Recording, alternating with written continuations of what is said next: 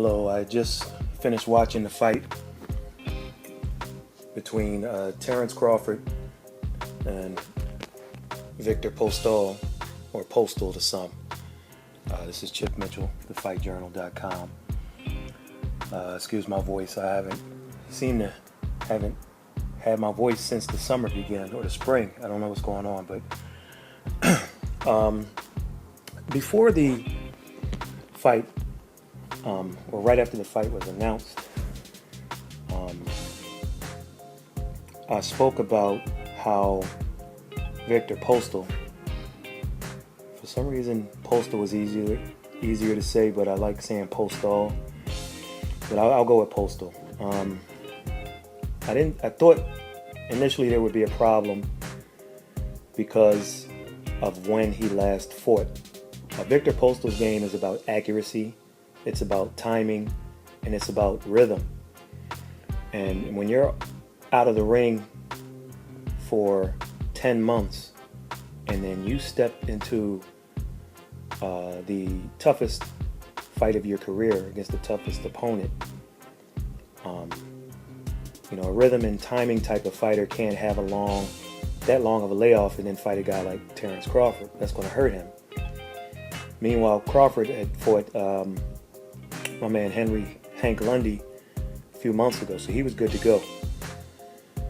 In the fight,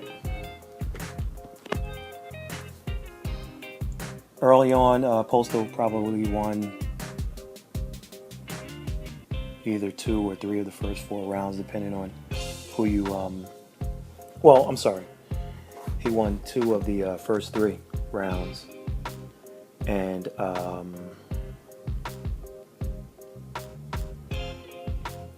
then the movement started.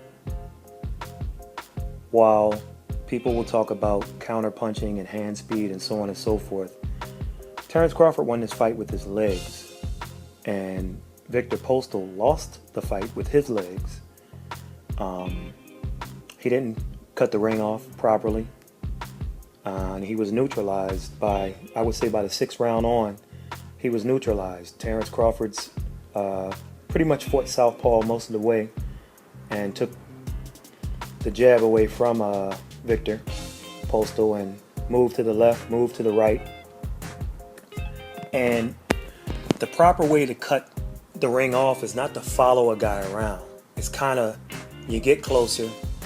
As he moves left, you move left. He moves right, and you kind of box him in. You kind of corner him, and then you let your hands go.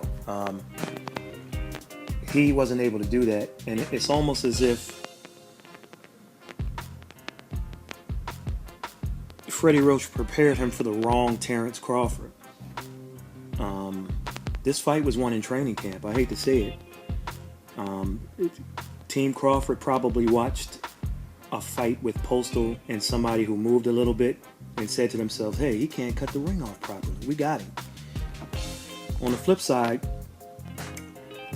Viktor Postol, he was too cautious. He was pawing with his jab.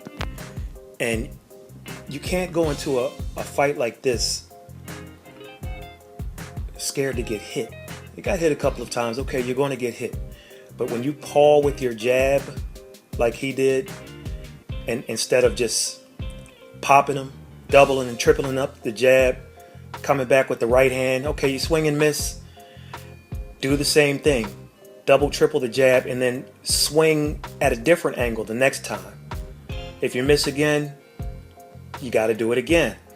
But you can't be scared to get hit. If you're scared to get hit, then you're not going to win the fight.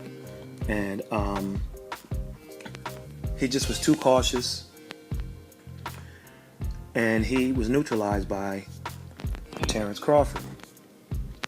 One factor I'll slip in is that Terence Crawford received $1.3 million for this fight. Viktor Postol, $675,000. So in that respect, they're both winners. It'll be interesting to see. The rumor has it that they're attempting to make a Pacquiao-Crawford fight. Looks like Pacquiao's opting to fight at 140, at least for this fight. or at least for his next fight in November.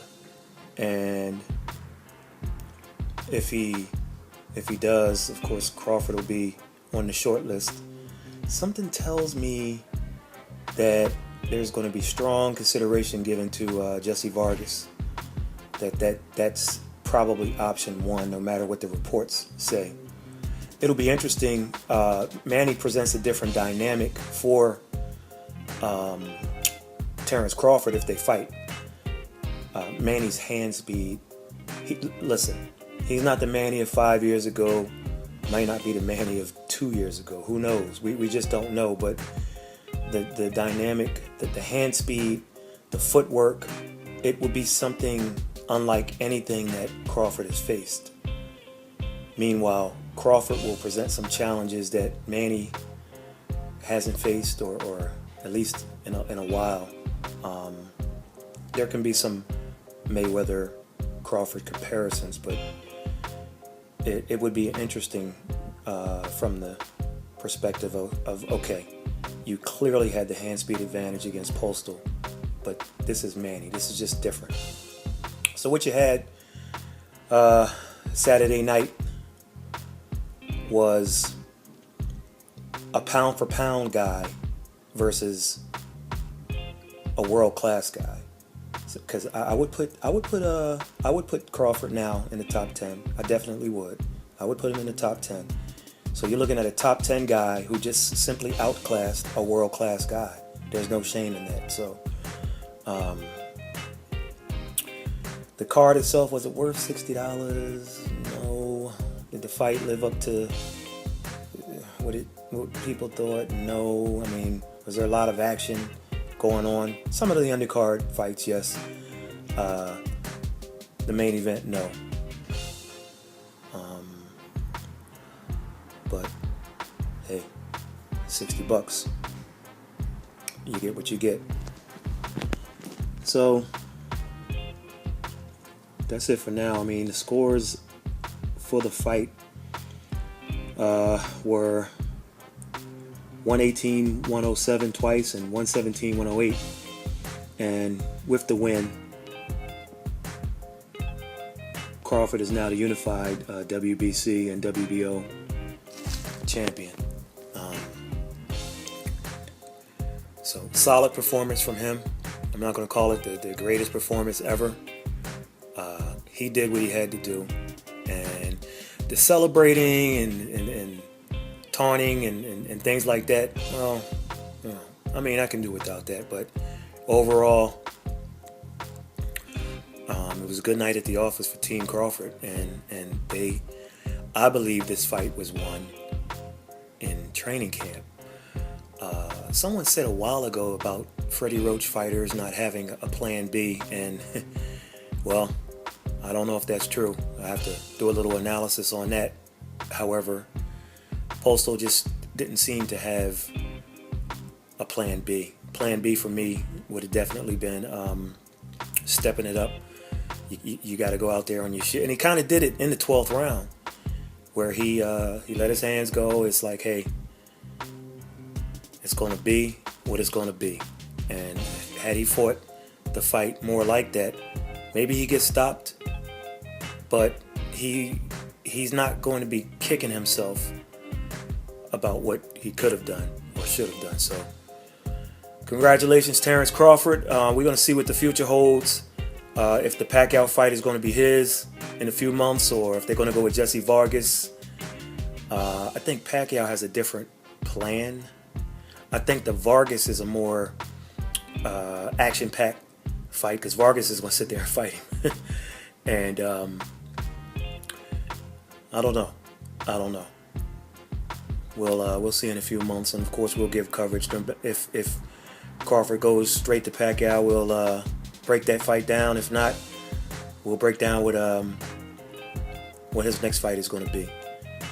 Maybe they'll do some type of undercard thing where if they both win, maybe they'll set something up down the line. But I think Manny, listen, to me, there's only one reason for Manny Pacquiao to come back. And that's that fight that took about 5 or 6 years to happen the first time. I think that he just wants some redemption. There'll be no shoulder excuses or what have you. He just wants redemption, and of course, he wants that payday, that second payday. So we'll catch you in the next one.